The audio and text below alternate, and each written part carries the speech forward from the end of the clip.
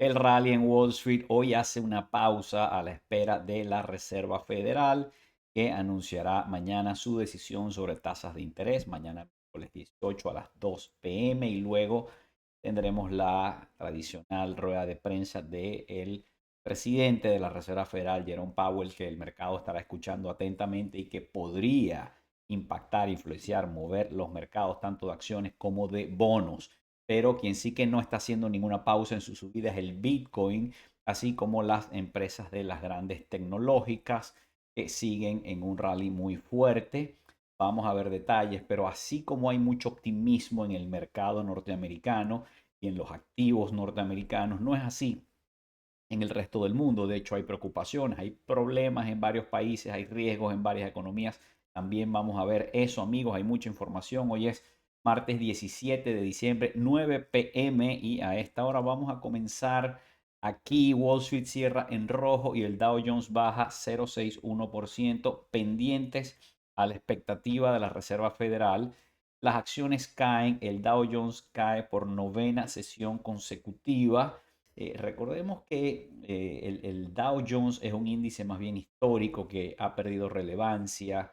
Los medios lo citan, los medios financieros lo citan ampliamente, yo creo que más por razones históricas que otra cosa. Es el más viejo de los índices, pero precisamente muy viejo y es de una época en que los índices se construían de otra manera. No es realmente el mejor representante de lo que ocurre en el mercado. El mejor representante en todo caso sería el S&P 500, el S&P 500. Sin embargo, pues el Dow Jones sigue haciendo noticias y está pasando una cosa muy extraña con él.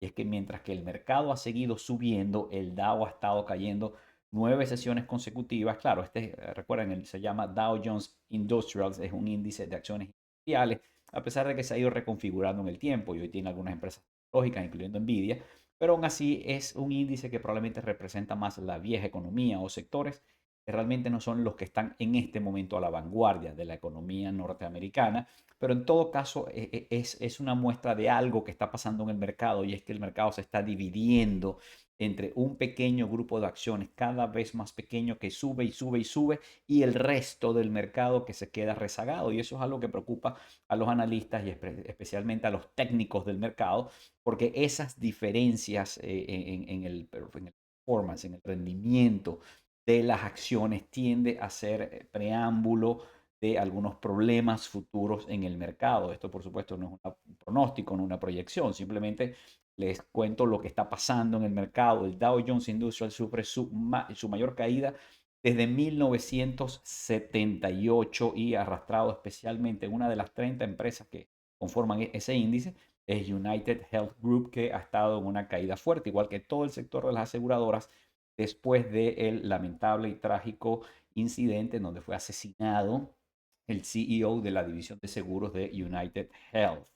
El promedio de Dow Jones cayó un 0,6% a las 11 de la mañana, se encaminó a una novena caída consecutiva, sí, efectivamente así fue, terminó en caída, lo que supondría la racha perdedora más larga desde el 78. El índice de 30 acciones ha perdido 3,5% en ese periodo.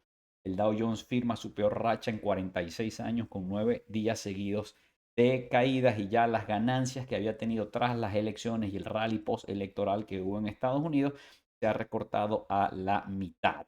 Y dice aquí, la peor racha del Dow Jones en 46 años, Wall Street está en un momento muy extraño. Y efectivamente es así, es un momento extraño en Wall Street. Mientras el Nasdaq 100 está viviendo un rally de Navidad y el S&P 500 está en máximos históricos, el Dow ha batido este martes un hito negativo que no se veía en muchísimo tiempo. Y dice aquí el Wall Street Journal, ¿por qué estos mercados tan exuberantes me tienen asustado? Y quien escribe aquí, James McIntosh, dice que cuando los inversionistas están absolutamente, salvajemente optimistas, es mucho más difícil para el mercado seguir subiendo y es mucho más fácil bajar con cualquier excusa o por cualquier motivo y por eso es que él dice, este mercado tan exuberante, tan alto, me tiene asustado. Dice aquí, el optimismo desmedido de los gestores por la bolsa alcanza un nivel que siempre acabó mal. Y aquí lo que dice el economista básicamente es que hay algunos indicadores que cuando en el pasado se han dado, han señalado que estamos en el pico o muy cerca del pico de los máximos que alcanza la bolsa en ese ciclo y después viene un ajuste. Dice aquí la elección de Trump y una política más laxa de la Fed lleva a los inversionistas a reducir la exposición a liquidez hasta mínimos. En niveles similares han producido fuertes caídas en la bolsa mundial. Aquí lo que está diciendo es que esto es debido a que los últimos números que tenemos sobre cuánto efectivo, cuánto cash tienen los gestores de fondos, es decir, los manejadores de fondos mutuales y de otro tipo de fondos, siempre tienen acciones, bonos, etcétera, lo que tengan que tener debido a su mandato y a la estrategia de inversión, pero siempre hay algo de efectivo. Y los niveles que tienen de efectivo en este momento están muy bajos, están en niveles bajos históricos y cuando eso ha pasado usualmente es porque hay tanta emoción, tanto ánimo, tanto optimismo en el mercado que han utilizado todo el cash que tenían, todo el efectivo para invertirlo en acciones o en lo que estén invirtiendo. Y por supuesto que eso aumenta las compras, aumenta los precios, pero bueno, eso llega a un tope, llega un momento en que ya se invirtió el dinero que había. Bueno, digamos, estas son tendencias que se pueden mantener por mucho tiempo, pero no en el infinito. Siempre tiene que haber de alguna manera un ajuste, tomar un impulso para reajustar, balancear y tomar un nuevo impulso para otro ciclo o para otra subida. El optimismo desmedido de los gestores, el entusiasmo por la bolsa alcanza un nivel que siempre acabó mal y ahí está el detalle, lo que les decía, la exposición a liquidez, que es la exposición a efectivo, lo que quiere decir aquí el cash que tienen los manejadores de fondos, es la más baja que se ha visto en la historia. Bueno, este dato me estoy enterando, no sabía que era la más baja en la historia, sé que está en niveles muy bajos, pero bueno, esto es un dato, si efectivamente es así, es importante. Mientras que el peso de la bolsa estadounidense nunca fue tan alto en las carteras. Y es que, de nuevo, en las carteras de inversión, así como el efectivo está a niveles muy bajos, la exposición a acciones norteamericanas, a diferencia de acciones de otros países, resto del mundo u otros activos distintos a acciones americanas, está muy bajo porque las acciones norteamericanas hoy en día tienen una representación en las carteras de inversión, en los fondos, mayor que de costumbre. Bueno, les dejo eso ahí para su análisis, pero recordemos que el mercado está optimista y yo antes de ver esta lámina, voy a hablar aquí porque, de nuevo, que el mercado esté, es obvio que el mercado está optimista.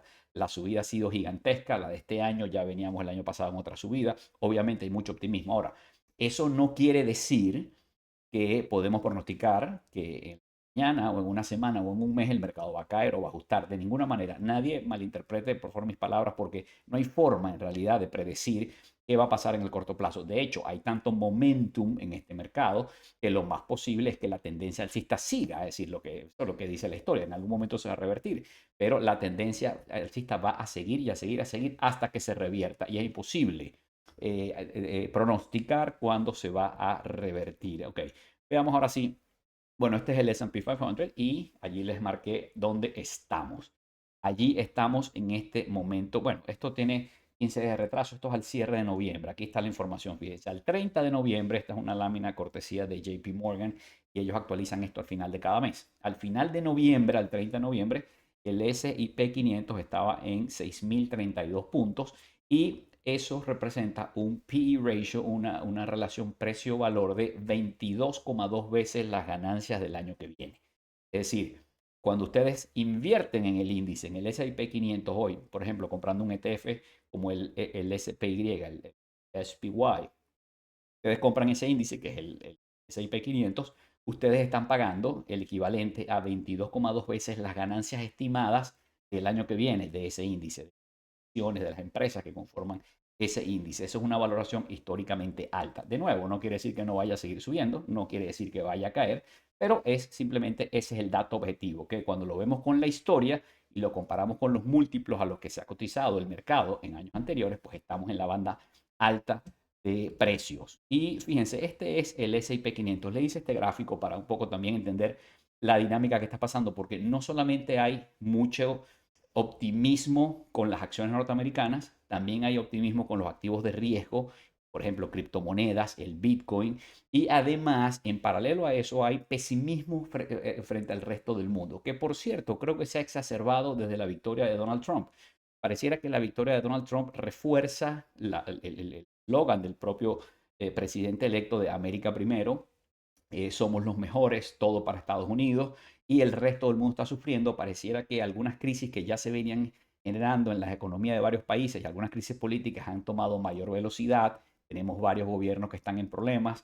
Tenemos también una huida de muchos inversionistas que salen de sus monedas, por ejemplo, del real brasilero, que está en problemas, lo vamos a ver, o del dólar canadiense, o del franco francés, o del euro en el caso de los alemanes y los franceses, perdón, recordemos que el euro es una cosa histórica, el franco francés es histórico, lo que tienen ellos ahora es el euro, pero el euro en caso de los franceses y los alemanes salen de sus monedas o de activos de esos países, de empresas, de acciones que cotizan esas bolsas porque se quieren ir a Estados Unidos, porque los capitales quieren estar en Estados Unidos, porque hay euforia en la bolsa, porque quieren ir a perseguir el Bitcoin que está subiendo y subiendo, y eso hace que de alguna manera pareciera que la bolsa de los Estados Unidos, los activos norteamericanos, están chupando todo el aire que hay en la habitación y está asfixiando al resto de los mercados. Pero tratemos de ilustrarlo. Este es el S&P 500, este es el gráfico de un año, allí pueden ver un año. Ese es el gráfico no del índice exactamente, sino del SPY, que es el ETF más grande y más popular del S&P 500. Digamos, ustedes como inversionistas lo pueden comprar. Esto es lo que ha hecho un año. Bueno, en su vida, por supuesto, a la derecha y hacia arriba, todos sabemos, ha sido un año espectacular. Pero vamos a poner ahora allí en ese gráfico, vamos a agregar el triple Q, el Nasdaq 100, que es un índice que tiene, como ustedes saben, mucho peso de las tecnológicas. Las 7 magníficas están allí. Son acciones básicamente del área de crecimiento y mucha tecnología hay allí. Cuando ponemos el triple Q, vemos que si bien el S&P 500 ha subido 28%, pues el triple Q ha subido 32% en el último año. Un verdadero rally y demuestra que el mercado está eufórico por la tecnología y es normal porque estamos en la fiebre de la inteligencia artificial, que no dudo va a ser una revolución, como lo fue Internet en su momento, pero que ha creado una burbuja, pareciera que está creando una burbuja como la que creó Internet en su momento y que reventó en el año 2000. Pues ahí vemos pues, ese impulso. Vemos que el mercado ha subido, el S&P 500 incorpora las 7 magníficas y toda la tecnología, pero cuando nos vamos al triple Q, que son casi solo las tecnológicas, vemos que ha subido aún mucho más. Y vamos a agregar aquí ahora otro índice que es el mundo entero sin los Estados Unidos. Y aquí lo vemos. Este es otro ETF muy popular, el más grande del mundo entero sin Estados Unidos, el VXUS. Es un ETF de Vanguard y bueno, allí vemos. El mundo sin Estados Unidos, el resto del mundo, ha crecido este año un 7%. Entonces, ahí vemos que el outperformance, es decir, el rendimiento que ha tenido Estados Unidos sobre el resto del mundo, Estados Unidos no está duplicando ni triplicando, está cuadruplicando el rendimiento del resto del mundo en este último año. Esto ha sido así en los últimos años y particularmente después de la crisis financiera del 2008 y hasta acá, Estados Unidos ha sido el mercado de mejor desempeño, en parte porque tiene las mejores empresas, estas grandes empresas tecnológicas como los de negocios maravillosos, con grandísimos márgenes de ganancia, presencia global, están en los Estados Unidos. No están en Europa, no están en China, no están en Japón, no están en Asia, están en los Estados Unidos de lejos. Entonces es una bolsa que ha tenido mucho mejor desempeño, pero es posible que este outperformance de los Estados Unidos, este rendimiento superior al resto del mundo se mantenga por un tiempo, pero bueno, también se puede revertir. Hasta ahora ha sido muy grande. Es posible que en algún momento se revierta a la media y un poco se recupere el resto del mundo y baje Estados Unidos, pero por supuesto imposible pronosticarlo. En este momento todo hace pensar que el optimismo sigue y continuará y el discurso que viene del próximo gobierno del presidente Trump es absolutamente pro Estados Unidos y pareciera que en el resto del mundo, yo no sé si los americanos lo creen, creo que sí, pero en el resto del mundo se lo están creyendo y pareciera que hay de nuevo, esa euforia por dejar botadas inversiones, acciones, buenas oportunidades que hay en otros sitios porque quiero ir a Estados Unidos, quiero mandar mi dinero allá. Por eso, cada vez que ustedes escuchen a alguien que le dice que el dólar va a morir, que los BRICS van a crear otra moneda, olvídense de eso, señores. La supremacía del dólar como moneda de reserva, como epicentro de la economía mundial y de los bonos del Tesoro americano como piedra angular del sistema y de la bolsa de los Estados Unidos como el mercado más grande, más líquido, más profundo y con las mejores oportunidades de inversión y las mejores empresas, solo se profundiza. Así es que olvídense de esos discursos cuando los escuchen. Pero bueno, fíjense, aquí vemos Estados Unidos disparado, el resto del mundo retrasado, un poco más lento, pero si agregamos ahora un activo de riesgo como el Bitcoin, que está en absoluta exuberancia, disparado como un cohete con teorías de que, bueno, ahora es aceptado en los grandes mercados, hay menos miedo, menos escepticismo, pero además el rumor de que no solamente el presidente Trump y su administración son pro cripto y pro Bitcoin, sino que crearían una reserva estratégica de Bitcoin, cosa que no sé si tiene sentido y cosa que no sé si va a ocurrir, pero en todo caso el mercado lo está dando por descontado Y bueno, si agregamos el Bitcoin, pues pasa esto, se nos echa a perder el gráfico porque la subida del Bitcoin ha sido tan fuerte en el último año, ahí lo vemos, no veo bien, está muy chiquito, 151%, que bueno, hace que el gráfico, básicamente todo lo demás se vea mínimo, ¿no? Pero bueno, ese es el estado de las cosas al día de hoy.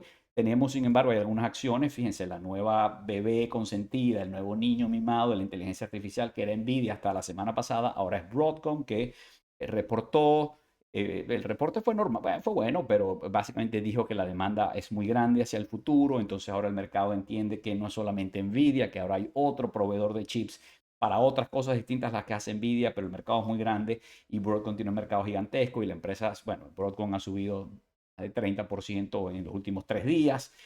Bueno, de nuevo es un poco la euforia que hay en el mercado, pero volviendo al Bitcoin, el Bitcoin bate récord por segundo día, estos titulares de hoy en ascenso, en esa carrera que va disparado hasta los $110,000, como, y fíjense este titular de Bloomberg, como comprar la lotería. El auge de las criptomonedas atrae a los más escépticos. ¿Y qué pasa? Que cuando el Bitcoin está en esta subida, quienes no crean en el Bitcoin empiezan a creer. Quienes les daba miedo el Bitcoin a 30,000 y les daba miedo a 40,000 y les daba miedo a 70,000, están dispuestos a comprarlo en 100,000 y en 110,000. Ahora no les da miedo porque eso es lo que pasa en los mercados alcistas. La gente tiene FOMO. No me quiero quedar afuera. Hay una fiesta, todo el mundo está haciendo dinero. Cuando voy a una reunión, todo el mundo está hablando de que hizo dinero con Nvidia o con el Bitcoin. Bueno, en fin, las personas más insospechadas. Nos conseguimos a la abuela y vamos a visitar a la abuela y la abuela te dice que ella también está comprando Bitcoin. Estas cosas pasan en estos mercados alcistas. Claro, cuando se revierte y los mercados caen, entonces la gente sale corriendo y despavorida y dicen más nunca, esto es una trampa caer aquí. Pero en este momento estamos en el momento de la euforia.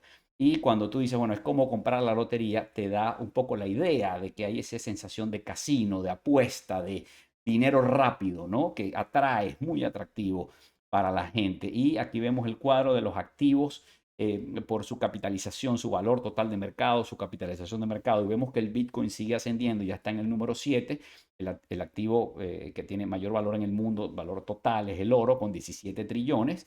Y bueno, después vemos a Apple, Microsoft, Nvidia, Amazon, Alphabet y el Bitcoin ya con 2 trillones superó a Saudi Aramco, la empresa petrolera saudita, superó a La Plata, superó a Meta. Ahí están Tesla y Broadcom en los puestos 11 y 12, que por cierto, ambos van en camino a superar la meta. Pero Tesla ha tenido otra empresa que ha subido muchísimo, sobre todo desde las elecciones para acá. Es Tesla, es parte de esta euforia que hay en el mercado y al ritmo que lleva está muy cerca. Aquí vemos, está casi empatado ya con Meta, probablemente va a superar a Meta en valor de mercado. Y Broadcom es la otra que está ahí, que es la nueva niña mimada de la inteligencia artificial. Bueno, sigamos. BlackRock lanza un video educativo sobre el Bitcoin señalando una mayor aceptación de las criptomonedas. Esto es parte de lo que les vengo diciendo. BlackRock, como los grandes manejadores de fondos, hace unos años estaba escéptico frente al Bitcoin, decía que era una cosa muy especulativa, muy insegura, etcétera, pero bueno, han ido cambiando su posición y de hecho BlackRock tiene hoy por hoy el ETF más grande de Bitcoin, el más grande, de hecho, el que yo uso para cuando un cliente quiere tener Bitcoin en su portafolio, el que uso es el ETF de BlackRock. Y bueno, ahora lanza un video, este es simplemente una nota que pongo aquí para dar color a esto. Hasta los más escépticos están pues ahora abiertos a la idea del Bitcoin. Y bueno, aquí les dejo esto para quienes lo quieran leer. Incluso dice aquí al final, este movimiento se produce poco después de que BlackRock aconsejara a los inversionistas que podrían considerar asignar hasta un 2% de su cartera a Bitcoin. Y bueno, básicamente cuando un cliente me dice, oye Ramón, yo quiero Bitcoin en mi portafolio o crees que debo tener, yo le digo, mira, quieres puedes tener una cosa pequeña en Bitcoin, ¿por qué no? 2, 3%, a menos una persona que quiere una posición más grande o que es conocedora del tema, bueno, cada quien puede hacer lo que quiera con su portafolio. Pero cuando los clientes me lo plantean, siempre digo, mira, 2, 3%, hasta 4, es lo que generalmente se recomienda en la industria. Más allá de allí, salvo que tú tengas un conocimiento particular o especial, es mejor ir creando la posición poco a poco en el tiempo, un poquito ahora, un poco en 6 meses, un poco en un año, un poco más adelante, sobre todo aprovechar las caídas si se dan, en caso de que quieras seguir acumulando Bitcoin. Pero bueno, esto es un análisis para cada quien. Recuerden que nada de lo que digo aquí son consejos de inversión. Ahora más adelante se los voy a recordar. Cada quien tiene que hacer su análisis, tomar sus decisiones. La Reserva Federal inicia su última reunión a la era Biden con la vista puesta en posibles bajadas de tipos de interés. Y bueno, fíjense, el mercado está dando por descontado que mañana la Reserva Federal va a reducir las tasas en 25 puntos básicos. Hay quienes dicen por qué no hace falta, la economía está sólida, el mercado laboral está sólido, hay pleno empleo, los riesgos de la inflación siguen vivos, las últimas lecturas inflacionarias han sido preocupantes, no es que la inflación se esté disparando, pero no está cayendo tampoco a los niveles que se espera. Además hay una euforia en los mercados financieros, la economía no parece estar necesitando ayuda. ¿Por qué vas a bajar las tasas de interés? Lo que vas a hacer es echarle gasolina al fuego, al rally en los activos especulativos. Sin embargo, la Reserva Federal parece decidida a recortar las tasas mañana y eso es lo que el mercado está incorporando en los precios, lo que el mercado pronostica es eso y es difícil que la Reserva Federal vaya a sorprender mañana a los mercados. A la Reserva Federal no le gusta sorprender a los inversionistas, así es que mañana va a haber una rebaja en las tasas. Lo más importante va a ser la rueda de prensa posterior de Powell, donde Powell dará alguna idea sobre qué está pensando la Reserva Federal sobre el futuro. ¿Cuántos recortes de tasas de interés va a haber el año que viene? Hay quienes esperan 4, 5, 6, pero a lo mejor van a ser 2, 1, no lo sabemos. Hay que ver, bueno, ni siquiera Powell lo sabe, pero hay que ver qué dice mañana y cuáles son las expectativas que ellos tienen. Además que no sé, creo que mañana también se toca la publicación del dot plot, que es este cuadro donde están las expectativas de tasas de interés de cada uno de los miembros del comité que vota para fijar las tasas de interés. Así es que si mañana tenemos dot plot, bueno, trataré en algún video futuro de mostrárselos y que no es más que de nuevo las expectativas de las tasas de interés en el futuro, a pesar de que el dot plot, digamos, la historia lo que nos dice es que cuando incluso la gente más informada y más sofisticada, como son los gobernadores de la Reserva Federal, hacen su pronóstico de tasas de interés, se pelan, se equivocan. Señores, el futuro es imposible de predecir y el de las tasas de interés más aún, incluso para la Reserva Federal. La Fed recortará 25 puntos básicos las tasas.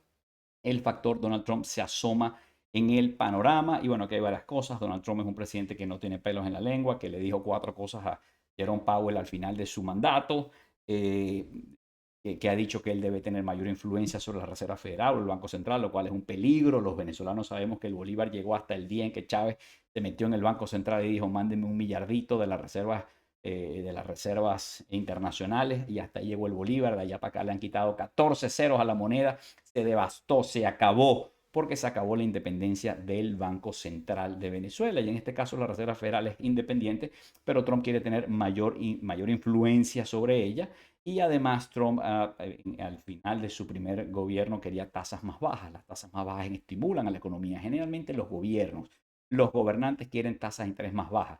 Eso aumenta la actividad económica y aumenta el bienestar o la sensación de bienestar económico de la población, cosa que ayuda a los políticos especialmente en época electoral. Pero por otra parte, cuando quedan del factor Trump, se pueden referir también a que hay la expectativa de cuáles van a ser las medidas que va a tomar el nuevo gobierno, porque Trump ha hablado de muchas cosas, pero no sabemos hasta que llegue a la Casa Blanca y firme las órdenes ejecutivas cuáles son las políticas. Por ejemplo, una política que preocupa mucho a todos los que hacen política monetaria, empezando por la Fed, es el tema de las tarifas. Va a haber tarifas. ¿De cuánto van a ser las tarifas? Es una tarifa de 10% para todos los productos, de 20%, es de 60% para China. ¿Cuáles son las tarifas? Porque eso va a tener un impacto directo en la inflación en los Estados Unidos y eso va a meritar un reajuste de la política monetaria por parte de la Reserva Federal. ¿Cuál va a ser la política fiscal del nuevo gobierno? Este nuevo gobierno va a venir a gastar, gastar, gastar como lo hizo Trump 1 y como lo hizo Biden, o va a venir a recortar gastos y a poner orden y disciplina fiscal como pareciera prometer el Dodge, la oficina que tiene, donde nombraron a Elon Musk para aumentar la eficiencia del Estado, reducir redundancias, cosas que siempre cae bien y le caería muy bien a los Estados Unidos.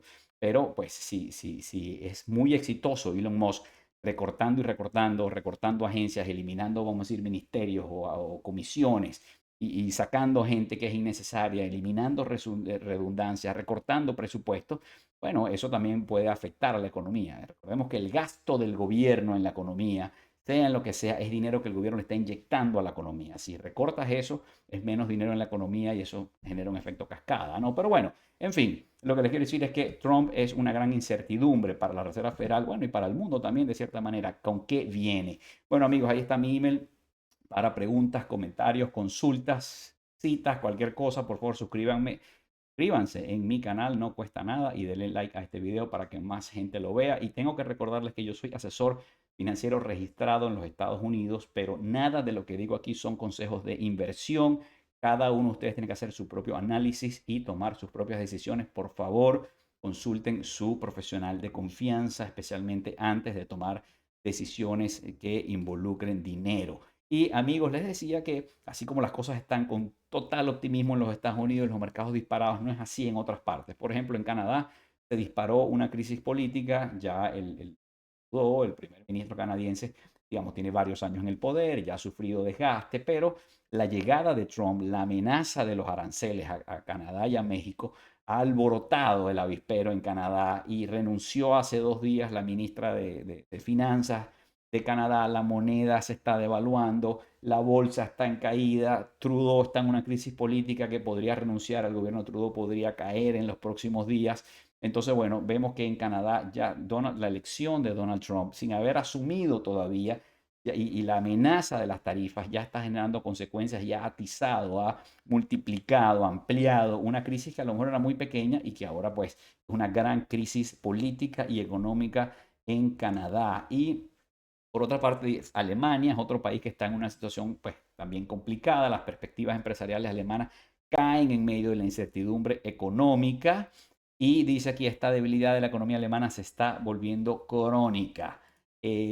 Y el economista dice que hay un indicador de la economía alemana que desata las alarmas. Nunca se había hundido tanto fuera de una gran crisis y es el índice ZEW sobre la situación actual de la economía.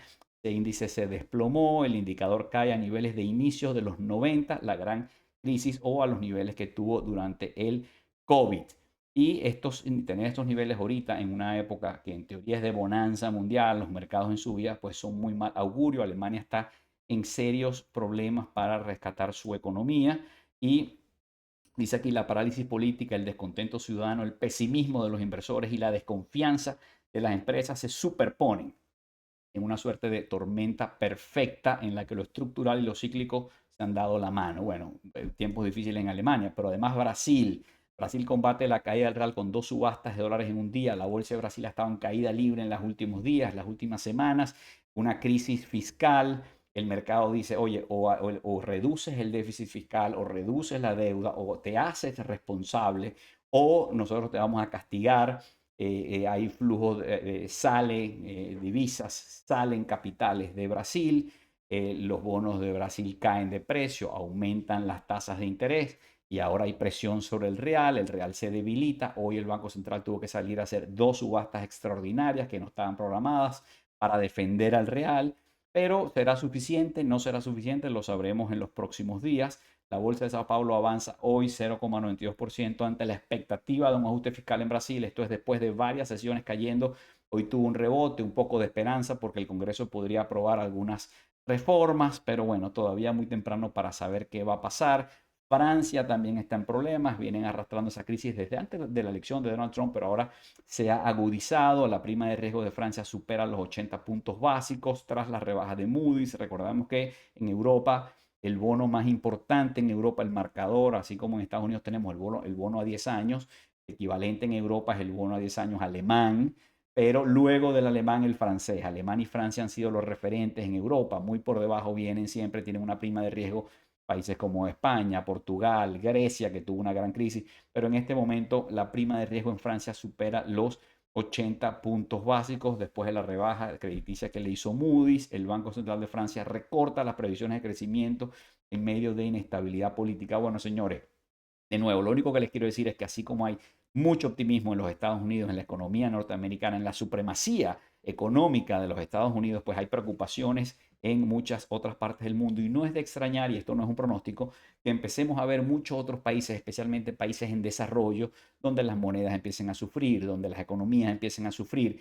Bueno, veremos, todavía es temprano, pero hay ciertas señales de que hay un poco vamos a decir, bueno, problemas por algunos lados. La economía europea necesita ayuda, el caos político en Francia y Alemania podría retrasarla. Y señores, la industria automotriz es otra que está en grandes problemas. Los chinos se han hecho del mercado. En el año 2000 China era mínimo en el mercado automotriz y hoy en día es el principal productor de vehículos en el mundo. Han sufrido los europeos que dependen mucho de la industria automotriz, empezando por los alemanes, por cierto, con BMW, Volkswagen, Mercedes-Benz. Los alemanes han sufrido, los italianos, los españoles, todos los fabricantes de vehículos han sufrido. Los norteamericanos también han perdido el liderazgo que tuvieron hace muchos años en esa industria. Si no fuera por Tesla, que es el líder en vehículos eléctricos, la verdad es que la industria de los Estados Unidos estaría hecha trizas en la industria automovilística. Y en Japón, Japón no es la excepción. Japón era un gran competidor en el mercado automovilístico hace 10 años, hoy ya perdió ese liderazgo y vemos signos de consolidación.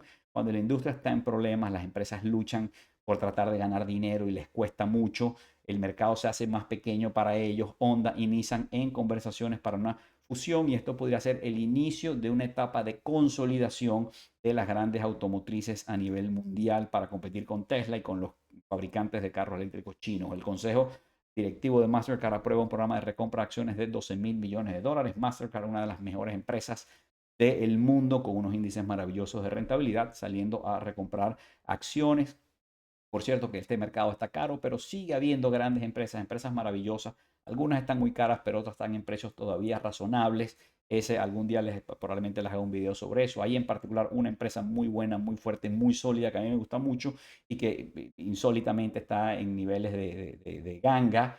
Y hay que aprovechar en mercados, cuando el mercado está así de eufórico como en este momento, hay que tomar con pinzas las pocas oportunidades que se presentan. Bueno, estos son el cierre de los mercados hoy. Bueno, Yahoo Finance cambió la forma en que presenta la información, se volvió un desastre, mucho más difícil de poderla ver. Aquí están las principales bolsas del mundo que yo sigo, pero es mucha información. Pero bueno, en Asia, bueno, ahí vemos primero los mercados en rojo, básicamente casi todos los mercados en Asia, todo en rojo.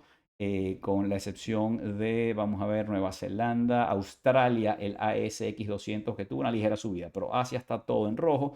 Las dos bolsas chinas principales, los principales índices chinos, Hang en Hong Kong y el SSI en Shanghai, los dos en rojo.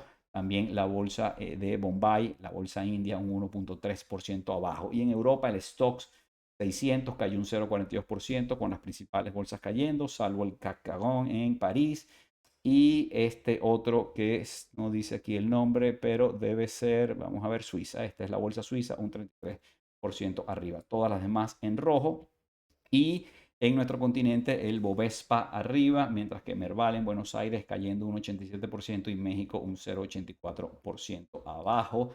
Y en Nueva York tenemos los cuatro índices, una caída, un mercado en caída. Hoy no hubo mercado mixto, no hubo nada de eso. Una clara caída con el S&P 500 cayendo un 0.39%. El Dow ya vimos, novena sesión consecutiva en caída, el Nasdaq cayó un 0.32% y el Russell 2000 de empresas pequeñas y medianas cayendo un 1.18%, la volatilidad subió un 8%, está en 15.87 y el dólar subió, se sigue fortaleciendo, está en 106.94 a tan solo 1.05% del nivel más alto que ha tenido en los últimos 12 meses. Y este es el mapa de calor. Vemos que hoy fue una sesión en caída, vemos a Tesla subiendo porque sigue en ese rally postelectoral. También vemos verde allá abajo en el sector farmacéutico, al parecer una reunión de algunos líderes farmacéuticos con Trump, una declaración del CEO de Pfizer que hizo que las acciones de Pfizer subieran más de 4% en la sesión de hoy. Pero bueno, una sesión, hay más que todo rojo en la sesión de hoy. Pero atención, hoy hubo una pausa en el rally que ha sido salvaje. Este mismo mapa de calor, pero del último mes, lo voy a enseñar aquí. Este es el último mes. ¿Qué ha pasado en el último mes aparte de la elección de Donald Trump? Bueno, que se han disparado las acciones tecnológicas, las magníficas 7, a excepción de Nvidia, que estaba tal vez muy alta, muy cara. Nvidia ha caído un 8% en el último mes, pero ha caído ya más de un 10 o 15% desde el punto más alto que tocó más temprano este año y está en territorio de corrección. Pero aparte de Nvidia, vemos lo demás. En el último mes, Microsoft arriba, Apple 12% arriba, Amazon 14% arriba, Google 13% arriba. Bueno, Tesla una exageración, 50% arriba en el último mes.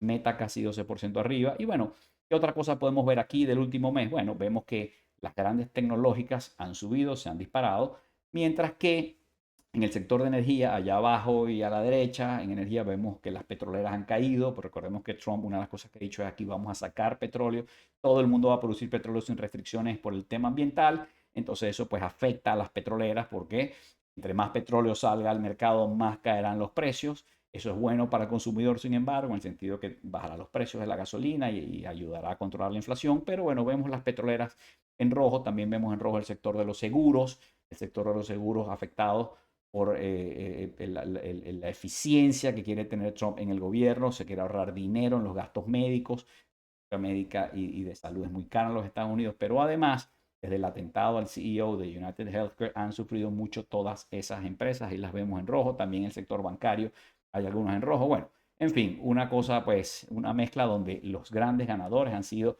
las magníficas 7, las empresas de tecnología. Y hoy, este es el barómetro del mercado, todo en rojo, pero por supuesto la caída se concentró en las pequeñas empresas, las vemos abajo, en la línea de abajo y en la columna de la derecha, que son las empresas de crecimiento. Y el drawdown en el S&P 500 está en 0.81%, es decir, tiene que subir desde donde cerró hoy un 0.82% para volver a llegar a niveles récord. ¿Y cómo está el indicador de miedo y codicia? Bueno, fíjense, asombrosamente está en territorio neutral. Diríamos, bueno, pero tanto ánimo, tanta exuberancia que hay en los mercados, ¿por qué esto está en nivel neutral y no está en nivel de codicia o de codicia extrema? Y bueno, la explicación puede ser un poco lo que les hablaba al principio sobre cómo el mercado está subiendo, pero muy concentrado en un poquito de acciones y sobre todo en el Nasdaq 100, en esas tecnológicas, mientras que el resto del mercado se está quedando atrás. Y ya vemos que el Dow Jones y las industriales se han rezagado, incluso están cayendo. Entonces, fíjense, aquí está, a ver, este indicador de miedo y codicia se construye en base a varios parámetros. Algunos de ellos se los voy a mostrar aquí. Fíjense, porque, por ejemplo, hay uno mide el momentum en el mercado. Y ese está señalando aquí, dice que el mercado está en codicia. Hay mucho momentum y la bolsa sube y sube y sube, hay momentum. Pero hay otros dos indicadores acá que más bien están indicando miedo. ¿Okay? Uno es el de la fortaleza de los precios y es básicamente el ratio, la relación entre cuántas acciones, cuántas empresas están llegando a su punto más alto del año en niveles de precio y cuántas están en los niveles más bajos. ¿Okay? Cuántas están llegando al tope y cuántas abajo. Y resulta que mientras que algunas están llegando al tope, son muchas más las que están marcando su mínimo del año y es un indicador de miedo en el mercado. Y abajo hay otro que es el breath, el aliento del mercado. Y esto básicamente lo que hace es que suma el volumen de todas las acciones que están subiendo y suma el volumen de todas las acciones que están bajando para ver en dónde hay más peso. Y el peso de las acciones que están bajando es mucho mayor. Ese indicador está ahí. También está mandando señales de miedo. Por eso es que probablemente estamos viendo que el indicador nos dice que está a nivel neutral y no en nivel de extrema codicia. Bueno amigos, mañana miércoles 18 de diciembre, día importante, 2 p.m., la decisión de la Reserva Federal sobre las tasas de interés y luego la conferencia de prensa de Jerome Powell. En cualquier momento trataré de hacer algún video y comentarles, amigos. Lo dejo hasta aquí. Espero que esto les sea útil y nos vemos pronto.